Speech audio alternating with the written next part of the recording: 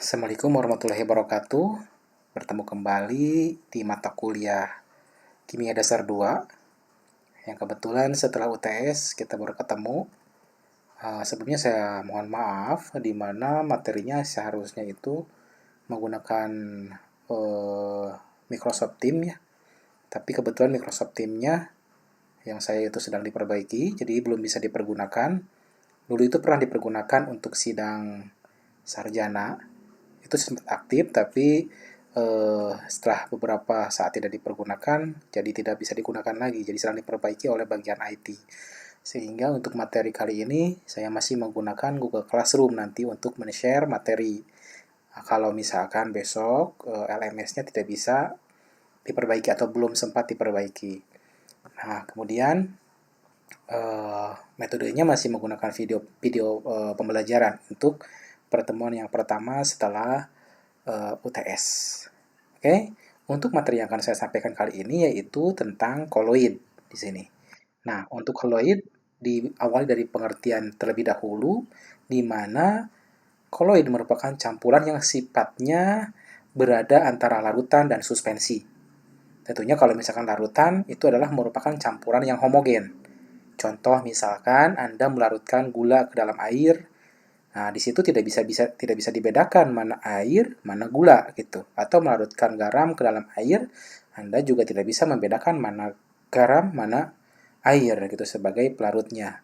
Nah, sehingga larutan dinamakan sebagai larutan atau campuran yang homogen. Jadi tidak bisa dibedakan mana zat terlarut atau mana zat pelarut, atau tidak bisa dibedakan mana zat terdispersi, mana zat pendispersi. Tapi kalau misalkan koloid itu merupakan campuran tidak homogen atau campuran heterogen sebenarnya. Walaupun tampaknya itu seperti campuran yang homogen. Nah, tetapi itu sebenarnya bukan larutan, tetapi di mana koloid itu letaknya di antara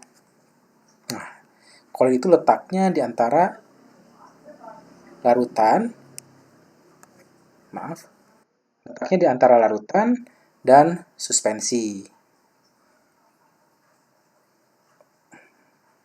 Nah, di antara larutan dan suspensi. Nah, kalau suspensi itu merupakan, sudah jelas suspensi itu adalah merupakan campuran heterogen. Nah, di mana di situ bisa dibedakan mana zat terlarut, mana zat terdispersi, mana pendispersinya. Contoh misalkan suspensi amoksisilin. Di situ bisa dibedakan mana fase pembawanya atau airnya, mana tetrasiklinnya atau amoksisilinnya. Gitu ya. Nah, ini fase terdispersinya itu dapat dilihat. Sehingga suspensi, kemudian emulsi itu merupakan campuran yang heterogen. Tapi kalau koloid itu letaknya berada di antara larutan dan suspensi, di mana sebenarnya koloid ini merupakan suspensi atau suatu zat yang terdispersi dalam medium pendispersi. Nah, tetapi yang membedakan apa? Yang membedakan adalah ukurannya. Ukuran dari zat terdispersinya. Jadi ukurannya lebih kecil sehingga mata kita tanpa menggunakan alat itu kesannya bahwa koloid itu merupakan suatu campuran yang homogen karena kita tidak bisa membedakan ini mana fase pendispersi dan mana fase terdispersinya. Contoh misalkan di sini ada minuman, di sini ada larutan cola misalkan, atau ada sirup. Itu tidak bisa dibedakan mana zat terdispersi, mana pendispersi. Kalau koloid, contoh seperti air susu, kemudian santan kelapa, itu tidak bisa dibedakan. Kalau air susu ini mana airnya, mana susunya gak kelihatan. Nah, bisa terlihat jika menggunakan alat. Nah, kalau misalkan suspensi, contoh Anda membuat kopi, di mana misalkan partikel-partikel atau serbuk kopi setelah dibuat itu akan mengendap. Nah, endapan itu merupakan zat yang terdispersi dalam medium pendispersi. Nah, kemudian di sini, nah tadi sudah saya singgung, di mana zat terdispersi itu merupakan zat yang didispersikan dalam medium pendispersi. Medium pendispersi itu bisa macam-macam, bisa gas ataupun cair, gitu ya. Kemudian, ataupun juga padat pendispersinya. Ada 3, ada gas, ada cair, ada padat. Ini saya kasih contoh masing-masing. Nah, kalau ini merupakan sistem heterogen. Nah, tadi gak bisa disebutkan sistem homogen. Jadi kalau air susu itu bukan campuran yang homogen, bukan. Sebenarnya air susu itu merupakan koloid sebenarnya. Karena di situ ada zat yang terdispersi dalam medium pendispersi. Pendispersinya apa? Air. Tapi kalau yang terdispersinya apa? Macam-macam di situ. Ada protein di dalam susu itu, ada karbohidrat, ada lipid. Ya, mereka tidak larut, tapi terdispersi di dalam air itu sendiri. Karena ukuran zatnya seperti lemak dan proteinnya ukurannya sangat kecil, jadi kita tidak bisa membedakan mana zat terdispersi, mana pendispersinya. Gitu. Kalau misalkan tadi Anda melarutkan kopi, Anda bisa melihat serbuk kopinya terlihat dan memisah nantinya dari fase pendispersinya. Kalau dalam dunia farmasi, contoh koloid itu apa? Contohnya seperti mikroemulsi misalkan, atau bahkan sampai nanoemulsi. Nah, emulsi itu merupakan campuran heterogen, di mana bisa saja minyak yang terdispersi dalam air ataupun air yang terdispersi dalam minyak. Itu dinamakan emulsi. Nah, emulsi itu campuran yang heterogen, karena kita bisa membedakan mana minyak, mana air, dengan bantuan emulgator atau emulsifier, gitu ya. Nah, tapi kalau misalkan sudah nanoemulsi atau bahkan mikroemulsi, itu bening saja seperti air. Nah, padahal itu adalah emulsi. Kenapa bisa terlihat bening seperti air?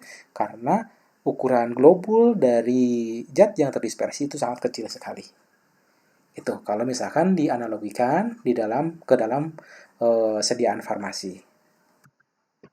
Nah, di sini perbandingan larutan atau perbedaan larutan, koloid, dan suspensi. Nah, di sini ada larutan, ada koloid, ada juga suspensi. Nah, pertama dilihat dari jumlah fase. Kalau larutan itu satu fase. Walaupun misalkan NaCl itu atau garam itu padat dilarutkan dalam air, itu fasenya sudah cair semua. Kelihatan mana garam, mana air gitu. Tapi kalau koloid dan suspensi itu dua fase. Karena ada zat yang terdispersi di situ. Kemudian dari bentuknya, yang kedua bentuk, kalau larutan itu merupakan campuran yang homogen, jadi nggak bisa dibedakan gitu kan ya, homogen. Tapi kalau koloid itu sebenarnya tampaknya seperti homogen, tapi pada dasarnya jika kita melihat menggunakan alat itu merupakan suatu campuran yang heterogen. Kalau suspensi itu sudah kelihatan bahwa merupakan campuran yang heterogen. Kemudian kestabilannya relatif stabil. Kalau kita melarutkan garam ke dalam air, larutkan gula ke dalam air, itu stabil saja. Dibiarkan beberapa hari, beberapa minggu, larutan itu tetap saja seperti itu larutannya. Bening saja seperti air. Tapi kalau misalkan di sini suspensi tidak stabil. Dibiarkan beberapa saat, nanti zat terdispersinya akan memisah dari pendispersinya. Bisa mengendap. Kalau emulsi nanti akan mengapung di atas. Nah, tapi kalau untuk koloid juga stabil nih. Kenapa bisa stabil? Karena ukuran partikelnya kecil-kecil, sehingga pergerakannya sangat cepat sekali di dalam medium pendispersi. Karena pergerakannya cepat dan ukurannya sangat kecil, jadi bisa lebih stabil. Contohnya air susu. Misalkan dari perusahaan tertentu, si susu tersebut dipak atau di packaging, kemudian dipasarkan sampai ke tangan konsumen, tetap saja susunya gitu. Tidak terpisah gitu. Karena apa? Karena merupakan zat atau zat terdispersinya sangat kecil ukurannya dan pergerakan molekul zat terdispersi itu sangat cepat. Sehingga relatif stabil. Kemudian sistem dispersinya, kalau larutan itu adalah molekuler sampai tingkat molekul terlarutnya, terdispersinya. Tapi kalau misalkan koloid, terdispersinya masih bisa dalam bentuk padatan ataupun dalam bentuk cairan, misalkan emulsi, dalam bentuk nanoemulsi atau mikroemulsi. Sebenarnya itu partikelnya terlihat, tapi sangat halus sekali. Nah, mata kita tidak mampu melihat ukuran yang sangat kecil tersebut. Tapi kalau misalkan suspensi ataupun emulsi, itu merupakan padatan yang kasar atau cairan yang terdispersi dalam bentuk kasar. Nah, ini diameternya nih. Kalau misalkan larutan, itu di mana zat yang terdispersi atau zat yang terlarut itu ukurannya sampai 1 nanometer, kecil sekali. Tapi kalau misalkan koloid itu dari di atas 1 nano sampai 100 nanometer. Nah, itu bisa dikatakan koloid. Tapi kalau misalkan suspensi, itu suspensi sudah di atas 100 nanometer atau lebih. Ya. Tapi kalau jika misalkan si larutan, koloid, suspensi disaring, maka tidak akan bisa disaring. Kenapa? Karena larutan itu sudah sangat homogen dan zatnya terlarut atau terdispersi dalam ukuran yang sangat kecil. Kemudian, sehingga pada saat disaring akan lewat saringan. Nah, kalau misalkan koloid dengan menggunakan saringan biasa, dengan menggunakan mesh biasa itu tidak akan tersaring. Tapi kalau dengan menggunakan saringan yang pori-porinya sangat kecil sekali, itu bisa saja kita menyaring partikel-partikel koloid. Misalkan kita menyaring susu dengan menggunakan kertas saring. Nah, di saring itu semuanya lewat. Karena partikel-partikel koloid yang ada di dalam susu itu sangat kecil, lebih kecil dibandingkan pori-pori dari kertas saring. Tapi kalau kita menggunakan kertas saring atau filter khusus dengan pori-porinya yang sangat kecil, di mana pori-porinya lebih kecil dari 10 nanometer pori-porinya, maka nanti susunya itu setelah disaring yang lewat cuma airnya saja. Tapi zat dispersinya tetap tinggal atau tersaring di dalam saringan. Tapi kalau misalnya suspensi, itu kan karena pori-porinya besar dengan menggunakan kertas saring biasa, misalkan Anda melarutkan simplisia, bisa kopi ataupun apapun, misalkan serbuk simplisia, dan didispersikan dalam larut air misalkan. Setelah terdispersi Anda saring, tertinggal nanti serbuknya di situ karena partikelnya sangat besar. Kemudian laju pemisahannya di sini, kalau larutan itu tidak akan memisah jika dibiarkan begitu saja. Misalkan saya melarutkan gula di dalam air, dibiarkan berhari-hari, berminggu-minggu, itu tidak akan terpisah mana gula mana air. Nah, kemudian jika suspensi itu akan memisah, dipengaruhi oleh percepatan gravitasi. Karena adanya gravitasi, kemudian padatan juga memiliki massa yang berbeda dengan fase pendispersinya, maka nanti akan mengendap. Kemudian kalau koloid, nah tadi koloid karena partikelnya kecil, pergerakannya juga nanti akan lebih cepat pergerakannya dan terus menerus.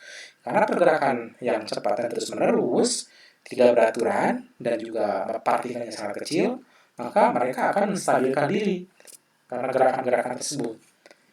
Nah, kemudian kalau dilihat dari efek Tyndall, apa itu efek Tyndall? Itu efek Tyndall nanti akan saya bahas apa itu efek Tyndall. Nah, kalau larutan itu tidak nampak efek Tyndallnya. Biasanya dengan menggunakan senter misalkan. Kita melarutkan gula dalam air di senter dengan menggunakan senter. Nah, sinarnya itu lurus-lurus saja, tidak ada pengaruh apapun. Karena sudah sangat terdispersi sempurna kalau larutan. Tapi kalau misalkan pada koloid dan suspensi, nah ada misalkan airnya itu sudah ada zat terdispersi, contohnya susu misalkan. Nah, kemudian ada senter dengan menggunakan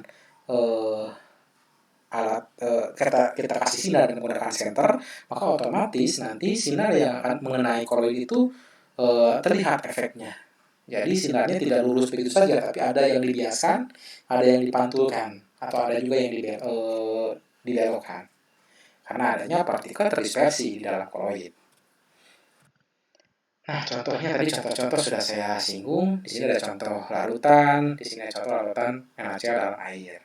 Kemudian ada contoh koloid, ada susu segar, di mana susu itu terdiri dari butiran lemak kecil yang tersebar dalam fase berair yang juga mengandung kasein di situ.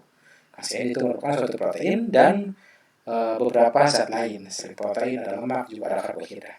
Kalau suspensi, banyak sekali suspensi. Anda melarutkan tepung ke dalam air, Anda melarutkan tepung itu kan banyak, ada tepung kanji, ada tepung beras dan sebagainya. Itu contoh suspensi. Kalau dalam dunia farmasi, misalnya dalam sediaan farmasi banyak sekali sediaan farmasi yang dibuat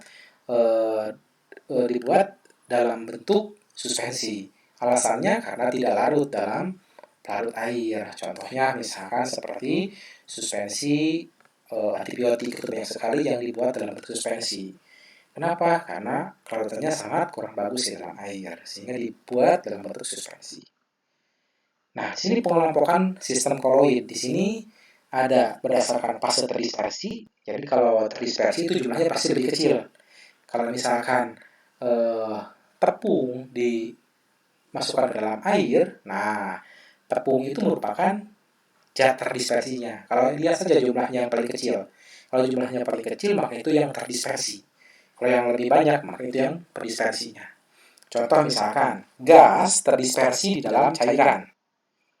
Nah, mau air, maupun alkohol, ataupun heksan, kloroform, pokoknya cair. Jika gas terdispersi dalam suatu cairan, maka akan membentuk buih gitu. Nah, buih itu merupakan koloid. Nah, kalau buihnya tapi buih dalam ukuran kecil. Nah, buih itu merupakan koloid karena gas terdispersi dalam medium cair. Ada juga gas yang terdispersi dalam medium padat. Nah, contohnya yaitu adalah buih padat. Contohnya seperti batu apung, biskuit, gitu ya, spons yang halus. Itu adalah gas yang terdispersi di sana. Di dalam zat padat itu ada suatu rongga-rongga yang mana rongga-rongga tersebut terisi oleh gas. Nah, kemudian cair yang terdispersi di dalam gas, contohnya aerosol. Nah, aerosol cair contohnya seperti kabut, awan-awan yang di mana asalnya air menguap, misalkan kemudian membentuk gumpalan-gumpalan awan, nah itu merupakan koloid cair yang terdispersi di dalam gas. Kalau cair yang terdispersi di dalam cair, contohnya apa? Contohnya seperti emulsi. Nah, emulsi kalau dalam dunia farmasi, misalkan kita mengemulsikan minyak ikan, nah, didispersikan dalam medium air. Nah, jadilah suatu sediaan emulsi. Tapi kalau contoh lainnya seperti susu itu adalah suatu emulsi. Kenapa? Karena yang terdispersinya adalah cairan. Protein lemaknya dalam bentuk cair. Ada juga santan kelapa, nah minyak ikan yang didispersikan dalam medium cair. Kalau misalkan medium cair yang didispersikan dalam padat, contohnya apa? Contohnya seperti keju. Nah, itu adalah zat cair yang didispersikan dalam medium padat. Mentega, jelly, mutiara merupakan koloid di mana zat cair yang didispersikan dalam medium padat. Kemudian kalau padat didispersikan dalam medium gas, contohnya aerosol padat. Contoh lainnya adalah asap, debu di udara. Nah, kenapa asap itu asap yang seperti apa? Contoh seperti ini. Jika misalkan Anda punya tungku di rumah Anda, kemudian Anda melakukan pembakaran kayu bakar. Nah, kayu bakar itu kan jika dibakar menghasilkan asap ya. Nah, asap yang dihasilkan dari pembakaran kayu bakar itu bisa saja salah satunya merupakan zat padat yang terdispersi di dalam fase gas. Nah, bagaimana pembuktiannya? Nah, jika Anda membakar kayu bakar, kemudian asapnya nanti naik ke atas, nah langit-langit rumah Anda nanti akan berwarna hitam. Nah, warna hitam itu adalah karbon yang dihasilkan dari hasil pembakaran. Nah, gitu ya. Sama saja seperti arang posisinya kalau karbon. Yaitu dinamakan zat padat yang terdispersi di dalam gas.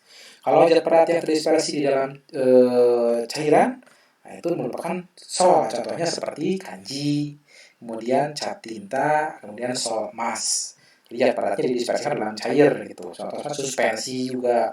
Tapi suspensinya dalam ukuran kecil, lebih kecil dari suspensi biasa. Kalau ingin dikategorikan ke dalam koloid. Kemudian jika padat didispersikan dalam padat, contohnya sol padat seperti kaca berwarna. Nah, kaca berwarna misalnya di rumah, beberapa rumah kacanya itu tidak transparan tapi ada warnanya. Sedikit berwarna hitam misalkan. Kemudian batu rubi, kemudian intan hitam, itu adalah suatu zat padat yang terdispersi dalam medium padat. Nah, itu mengelompokkan sistem koloid. Nah, tadi saya menyebut tentang emulsi. Apa sih itu emulsi? Jadi emulsi adalah suatu sistem koloid yang fase terdispersinya dan medium pendispersinya sama-sama cair. Contoh, tadi saya sudah memberikan contoh. Contohnya ialah minyak ikan didispersikan dalam medium cair atau didispersikan dalam air. Kenapa minyak ikan harus dibuat emulsi? Karena kalau dalam bentuk minyak ikan saja, nanti untuk pemberian dosisnya sulit sekali. Jadi menambahkan air itu tujuannya untuk menambah massa, jadi jumlahnya supaya lebih besar. Nah, kemudian jika minyak ikan saja, biasanya minyak ikan memiliki aroma yang kurang disukai oleh konsumen. Nah, apabila dibuat suspensi, maka aroma dari minyak ikan mungkin saja bisa sedikit ditutupi. Nah, kemudian jika minyak ikan saja, nanti ada sebagian konsumen atau sebagian besar konsumen tidak suka terhadap rasanya. Selain aroma, juga rasanya juga tidak suka. Jadi, supaya rasanya bisa diperbaiki, maka dibuat emulsi. Jadi bisa ditambahkan rasa jeruk, rasa stroberi gitu. Kemudian rasa manis. Jadi rasa yang tidak sedap dari minyak ikan itu bisa ditutupi. Kemudian kalau contoh dari kehidupan sehari-hari, tadi sudah saya singgung ada santan, ada susu, ada latek. Nah, kalau misalkan contoh emulsi minyak yang didispersikan dalam air. Tapi kalau misalkan air yang didispersikan dalam minyak, nah, mana terdispersi itu dilihat dari jumlahnya. Kalau minyaknya lebih sedikit dibanding air, berarti minyak terdispersi dalam air. Tapi kalau minyaknya lebih besar dari air, maka minyak sebagai pendispersinya, air yang terdispersi dalam minyak. Gitu. Kalau contoh sampel dalam kehidupan sehari-hari, nah contoh ya air terdispersi dalam minyak, contohnya seperti mayones, kemudian minyak bumi, dan yang lainnya. Ada juga minyak ikan. Nah, minyak ikan kalau misalkan minyaknya lebih banyak dibanding air. Tapi kalau minyaknya lebih sedikit dibanding air, berarti minyak yang terdispersi dalam air. Nah, kenapa misalkan kan secara alamiah minyak dan air itu memiliki sifat yang berbeda. Minyak itu sifatnya non-polar, air itu sifatnya polar. Nah, secara alamiah jika dicampur, mereka tidak akan mungkin bersatu karena memiliki sifat yang berlainan atau yang berlawanan. Nah, kenapa kok minyak itu bisa didispersikan di dalam air? Nah, karena minyak itu setelah didispersikan akan membentuk globul-globul. Dengan adanya misalkan Anda memasukkan di dalam setengah gelas air, Anda masukkan 1 sendok minyak. Anda kocok air dan minyak tersebut, maka nanti akan terdispersi si minyaknya ke dalam medium air. Nah, terdispersinya si minyak tersebut itu dalam bentuk bulatan atau globul-globul kecil. Nah, jika tidak ada zat yang membantu atau menstabilkan supaya globul itu tidak bersatu dengan globul yang lain, nah, maka kita perlu menambahkan sesuatu, yaitu dinamakan emulgator. Nah, bagaimana kerja emulgator? Nah, di sini. Misalkan di sini ada bagian minyak, ada emulsifier atau emulgator, ada juga air di sini sebagai pendispersi. Berarti minyak dalam air kalau yang di sebelah sini. Jika dikocok, nanti si minyak itu akan terdispersi dalam bentuk globul-globul di dalam air. Kalau yang kedua, air jumlahnya lebih sedikit. Kalau air jumlahnya lebih sedikit, maka otomatis ini adalah air dalam minyak. Minyak sebagai pendispersi. Jika dikocok juga sama. Yang terdispersinya bukan minyaknya kalau di sini, tapi airnya yang terdispersi. Nah, karena sifat yang berbeda antara minyak dan air, maka nanti proses terdispersinya tidak akan stabil. Air akan bercampur lagi dengan air, minyak akan bercampur lagi dengan minyak. Gimana supaya stabil si emulsi tersebut? Kita perlu menambahkan emulsifier atau emulgator. Bagaimana kerjanya? Nah, emulgator itu kalau digambarkan seperti ini struktur kimianya. Emulgator itu banyak sekali. Ada bagian kepala, ada bagian ekor. Nah, bagian ekor itu sifatnya non-polar. Bagian kepala sifatnya polar.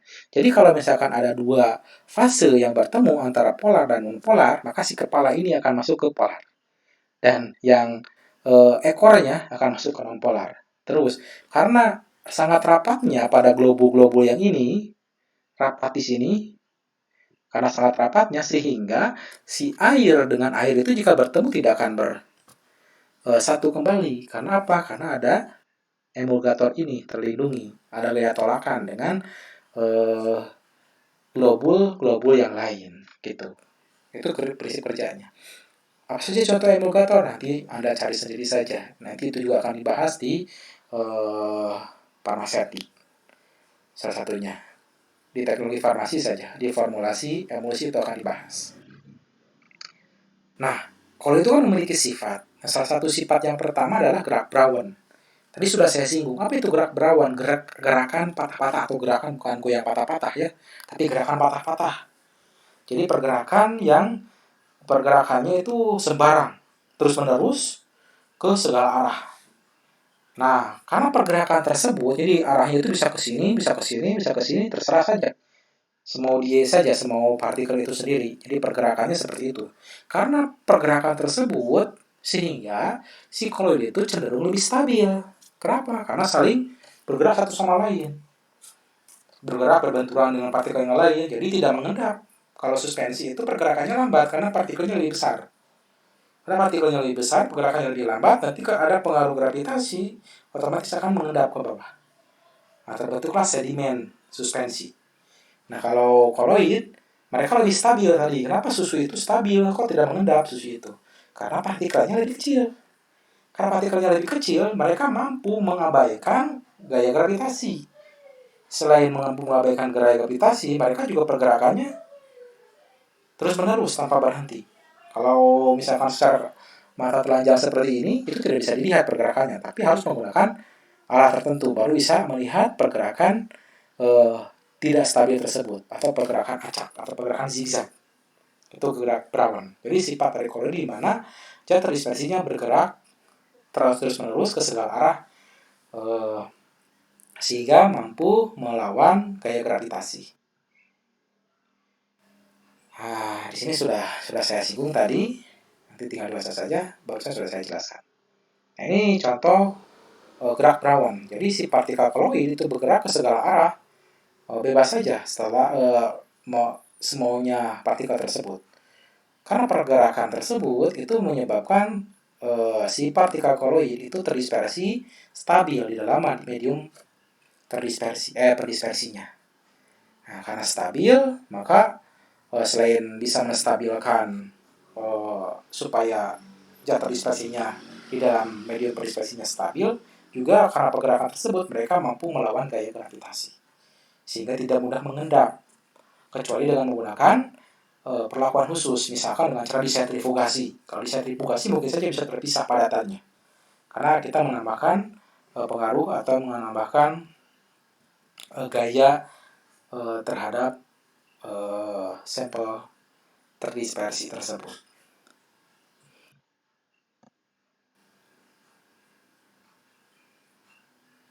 Nah, tadi gerakan Brown itu tidak bisa terlihat dengan mata telanjang, tapi harus menggunakan mikroskop ultra.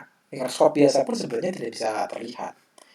Kalau suspensi mungkin bisa dilihat dengan menggunakan mikroskop biasa atau bahkan dengan kasat mata pun pergerakan partikelnya bisa terlihat. Tapi kalau misalkan Anda mendispersikan tepung dalam air itu bisa terlihat pas terdispersi pergerakannya. Tapi kalau itu tidak bisa dilihat dengan menggunakan mata telanjang. Tapi harus menggunakan mikroskop ultra. Kalau mikroskop biasa yang biasa dipergunakan untuk praktikum morfologi tumbuhan, misalkan untuk melihat stomata, melihat epitel, kemudian melihat dermis dari daun, kulit, batang, dan sebagainya, itu tidak bisa. Karena mungkin karena jumlah ukuran partikelnya lebih kecil, jadi pergerakannya sulit diamati. Nah, yang kedua adalah efek tinda. Dia kan ada efek tinda, saya menyinggung. Jadi kalau misalkan larutan itu jika dikasih cahaya oleh senter, nah, sinarnya lurus-lurus saja. Tapi koloid itu ada pengaruh di sini. Kenapa? Karena koloid itu di dalam koloid atau dalam sistem koloid ada zat yang terdispersi. Nah, zat terdispersi itu biasanya berupa padatan. Nah, karena kalau ada sinar, otomatis kan kalau menabrak suatu padatan, jika sinar menabrak suatu padatan, apa yang akan terjadi? Sinar itu bisa saja dipantulkan, bisa saja dibelokkan, ataupun dibiaskan. Jadi, pada saat sinar melewati koloid itu tidak lurus cahayanya seperti melewati larutan.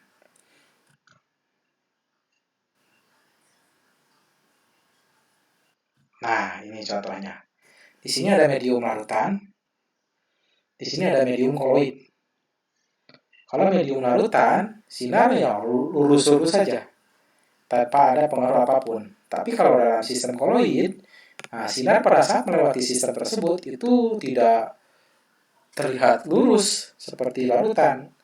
Nah, kenapa bisa tidak terlihat lurus seperti pada larutan? Karena tadi ada yang dibelokkan, ada yang dipantulkan, ada juga yang dibiaskan si cahayanya. Sehingga sinar pada saat melewati sistem koloid itu berbeda seperti larutan. Karena menabrak ke partikel-partikel koloid. Kemudian sifat-sifat koloid yang lainnya ialah mampu mengabsorpsi. Adsorpsi itu beda dengan absorpsi. Adsorpsi berarti hanya nempel saja. Kalau bahasa Sunda, biasanya saya kalau untuk membedakan absorpsi dengan adsorpsi, ad itu adrek. Adrek itu berarti nempel saja di permukaannya. Kalau absorpsi, misalkan contoh obat yang saya makan, kemudian terabsorpsi ke dalam sistem sirkulasi. Nah, berarti terabsorpsi itu berarti masuk. Abus kalau bahasa Sunda itu. Kalau ad itu hanya adrek saja, karena hanya nempel di permukaan saja. Nah, jadi sifat koloid itu mampu mengabsorpsi. Misalkan di sini ada koloid, di sini FeOH 3 kali, di mana FeOH 3 kali ini memiliki muatan cenderung memiliki sifat di mana di bagian luar dari koloid tersebut itu memiliki muatan negatif. Jadi kalau ada muatan senyawa yang memiliki muatan positif, otomatis akan bergerak ke koloid tersebut dan menempel ke permukaan koloid. Itu sifat dari koloid. Tapi koloid juga ada yang netral juga. Tapi ada sebagian koloid yang memiliki muatan. Kalau bermuatan positif, maka akan menarik senyawa yang bermuatan negatif. Kalau koloidnya bermuatan negatif, maka akan mampu mengabsorpsi atau menjerap atau menempel atau menarik atau mengikat senyawa yang berpuasa bermuatan positif. Nah, contoh misalkan di sini, yang kedua sifatnya adalah elektroforesis, yaitu pergerakan partikel koloid dalam medan listrik. Nah, di sini ada endapan hasil koagulasi FeOH 3 kali. Jadi ada larutan di sini, ada larutan FeOH 3 kali bisa diisi. Kemudian dicelupkan di sini ada anoda, ada katoda di sini. Nah, kemudian jika alirannya disambungkan, maka otomatis nanti si sokol itu akan bergerak ke muatan yang berlawanan. Kalau positif akan bergerak ke negatif. Kalau yang negatif akan bergerak ke yang positif. Gitu.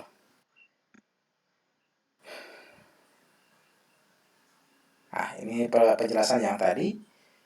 Tadi saya singkat saja atau saya lebih sederhanakan lagi penjelasan yang di sini. Nah, kemudian sifat-sifat koloid yang lainnya itu yang mampu terkoagulasi. Koagulasi itu istilahnya itu terendapkan atau berubah fase. Kalau misalkan yang asal mulanya, jadi ini nama kalau terkoagulasi itu tergumpalkan, terpisahkan dari yang mana terpisahkan dari pendispersinya. Nah, itu dinamakan koagulasi. Jadi pengkoagulanan atau penggumpalan suatu koloid itu bisa dilakukan dengan beberapa cara. Yang pertama dengan cara mekanik. Nah, dengan cara pengadukan, dengan cara diaduk terus-menerus, nanti bisa saja si zat terdispersinya itu akan bergabung dengan zat terdispersi yang lainnya sehingga membentuk agregat. Nah, kalau agregatnya makin lama makin di sini makin besar, maka otomatis akan mengendap. Nah, itu dengan cara mekanik, dengan cara fisika. Kemudian kemudian dengan cara dipanaskan. Contohnya seperti putih telur. Putih telur itu merupakan albumin yang kalau misalkan dalam keadaan alamiahnya mereka dalam bentuk cair. Tapi setelah diberikan energi dalam bentuk kalor atau panas, maka si putih telur tersebut akan terdenaturasi, yaitu dengan cara memadat atau menggumpal atau mengalami koagulasi. Ada juga yang dengan cara kimia di sini. Kalau kimia yaitu dengan cara muatan berlawanan. Jadi kalau koloidnya bermuatan positif ditambahkan zat yang bersifat negatif, nanti akan menghasilkan suatu senyawa yang netral. Kalau yang netral nanti akan mengendap, tidak akan larut nantinya, gitu. Atau tidak akan terdispersi kembali. Nah, di sini ada proses koagulasi. Nah, di sini yang pertama, sistem koloid dengan partikel-partikel So yang bermuatan negatif. Di sini bermuatan negatif. Kemudian, ini secara kimia yang tadi. Kemudian ditambahkan suatu zat yang bermuatan positif. Sehingga nanti setelah bermuatan positif, nanti si Sol ini nanti tidak akan memiliki muatan. Karena tidak akan memiliki muatan, nah nanti akan menggumpal dan mengendap.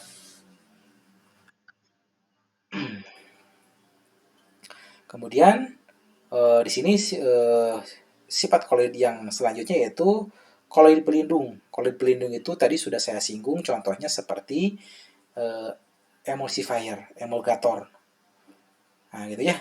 Contohnya seperti emulgator, di mana minyak yang didispersikan dalam air itu bisa saja terdispersi, tapi bisa bergabung kembali minyaknya.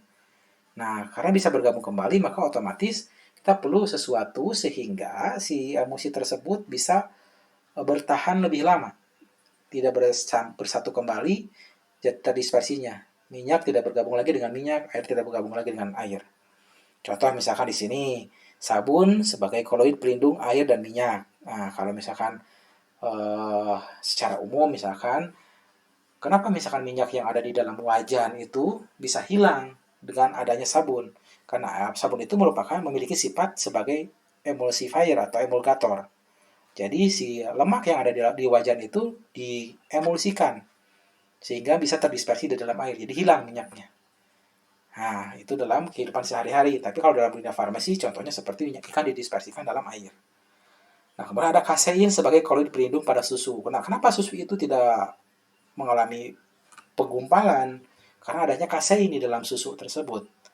Nah, kasein itu merupakan emulgator juga atau emulsifier, sehingga bisa menstabilkan zat yang terdispersi pada susu. Kemudian ada koloid pelindung juga digunakan dalam pembuatan bahan-bahan seperti cat, tinta, krim rambut, sehingga dapat bertahan lebih lama. Nah, pembuatan koloid di sini ada dengan cara kondensasi, ada juga dengan cara dispersi. Jadi kalau misalkan kondensasi, jadi dibuat dari larutan diubah menjadi koloid. Tapi kalau dispersi itu dari partikel suspensi yang ukurannya lebih besar, diperkecil ukurannya sehingga ukurannya mencapai ukuran koloid. Nah, itu dengan cara dispersi. Nah, kalau dengan cara kondensasi, tadi karena larutan misalkan larutannya itu yang asalnya tidak terlihat itu kan ya. Contohnya larutan garam itu sebenarnya tidak bisa dibedakan mana pendispersi, mana terdispersi. Bagaimana jika ingin membuat koloid itu caranya bisa dengan menggunakan reaksi redox, bisa dengan cara hidrolisis, bisa dengan cara penggantian pelarut, bisa dengan cara dekomposisi rangkap. Contoh misalkan penggantian pelarut, misal seperti ini. Paracetamol itu kelarutannya dalam etanol. Nah, saya punya paracetamol, 1 sendok masukkan ke etanol. Larut nanti paracetamolnya. Itu larutan. Gimana kalau saya ingin membuat sol paracetamol? Ganti saja pelarutnya, saya tambahkan air. Saya tambahkan air, maka otomatis kelarutan paracetamol itu akan menurun. Maka nanti akan ada sebagian paracetamol yang mengkristal dalam ukuran kecil, sehingga warnanya putih seperti susu.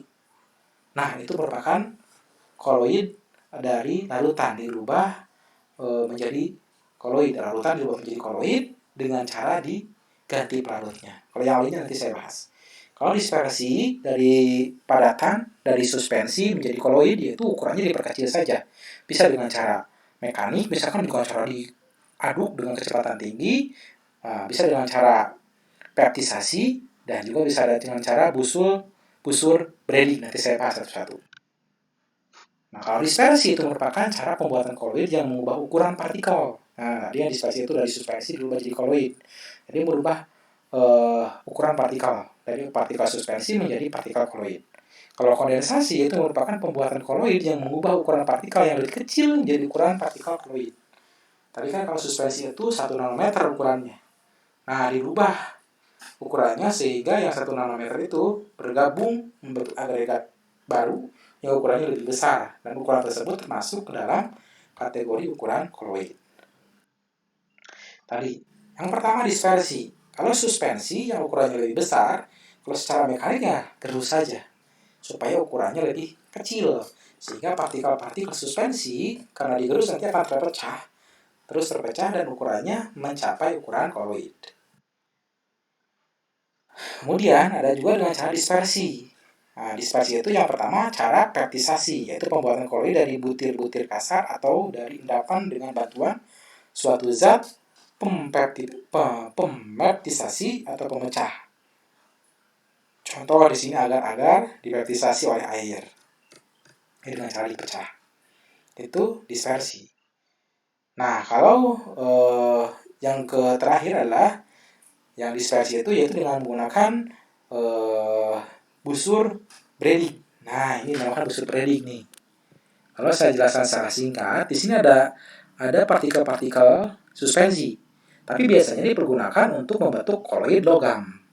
Di sini ada partikel-partikel logam, kemudian di sini ada arus.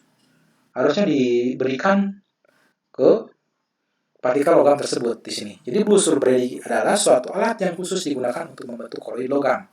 Nah, proses ini dilakukan dengan cara meletakkan logam yang akan dikoloidkan pada kedua ujung elektroda. Nah, dan kemudian diberikan arus listrik. Nah, setelah diberikan arus listrik, maka nanti akan menghasilkan loncatan bunga api. Nah, loncatan bunga api itu akan menghasilkan suhu yang tinggi, sehingga si logam tersebut akan berubah fase. Lalu di sini akan menguap, dan selanjutnya akan terdispersi ke dalam air dengan bentuk ukuran yang lebih kecil dari logam-logam tersebut. Jadi dengan bantuan arus listrik, sehingga menghasilkan loncatan-loncatan listrik. Nah, loncatan itu menghasilkan energi panas atau kalor, sehingga logam tersebut berubah fase menjadi uap dan terdispersi menjadi logam yang terdispersi dalam ukuran yang sangat kecil, sehingga masuk kategori koloid. Nah, kalau kondensasi, tadi dengan cara kimia, Ada juga dengan menggunakan penggantian pelarut, tadi sudah saya bahas. Nah, dengan cara reaksi redoks, misalkan di sini ada H2S, H2S kemudian ditambahkan SO2. H2S itu kalau dalam kehidupan sehari-hari, contoh seperti kentut Anda itu adalah H2S. H2S itu kan gas, misalkan. Bisa nggak didispersikan, misalkan? Bisa saja didispersikan menjadi dalam bentuk koloid, menghasilkan sol belerang. S itu kan sulfur di sini menghasilkan sol belerang. Nah, ditambahkan SO2 sehingga menghasilkan 3/2 belerang di situ. 3/2 S2, sulfur 2. Kemudian dekomposisi rangkap. Di sini metatesis di sini melakukan pertukaran ion. Melakukan pertukaran ion sehingga terbentuk senyawa yang sukar larut berukuran koloid. Contoh di sini. Saya punya larutan perak nitrat nih. Saya punya larutan perak nitrat. Nah, larutan perak nitrat ini adalah suatu larutan. Tapi bisa nggak misalkan dibuat menjadi koloid perak klorida? Bisa saja. Tambahkan saja si perak nitratnya dengan HCl. Tambahkan HCl encer, nanti akan membentuk zat berwarna putih. Berwarna putih itu adalah padatan AgCl. Kalau dalam jumlah banyak, nanti akan mengendap. Tapi kalau dalam jumlah sedikit, mereka akan menjadi koloid. Gitu. Warnanya seperti kalau kita masukkan ke dalam larutan HCl ke dalam cairan perak nitrat, itu seperti asap berwarna putih di dalamnya. Nah, itu adalah zat padat sebenarnya. Zat padat yang terdispersi dalam medium cair. Nah, di sini pembuatan soal besi di sini. Besi 3 hidroksida. Nah, nanti FeOH 3 kali itu akan terbentuk jika didispersikan dalam air. Nah, ini materi dan penggolongannya ini bisa dibaca saja. Materi itu kebagi dua, ada zat tunggal, ada campuran. Tunggal itu ada unsur dan senyawa. Unsur itu ada logam, ada semi logam, ada juga non logam. Nah, kalau senyawa ada ion, ada kovalen. Nah, kovalen itu ada polar, ada non polar. Nah, itu bisa dibaca saja. Contoh larutan tadi sudah sering saya singgung. Pengelompokan sistem koloid, ada sol padat, emulsi padat, emulsi cair, buih, nah itu. Oke, mungkin saya cukupkan sekian. Mohon maaf apabila ada kekurangan khususnya dari saya selaku penyaji materi. Sekian, wabillahi taufiq wal hidayah. Wassalamualaikum warahmatullahi wabarakatuh.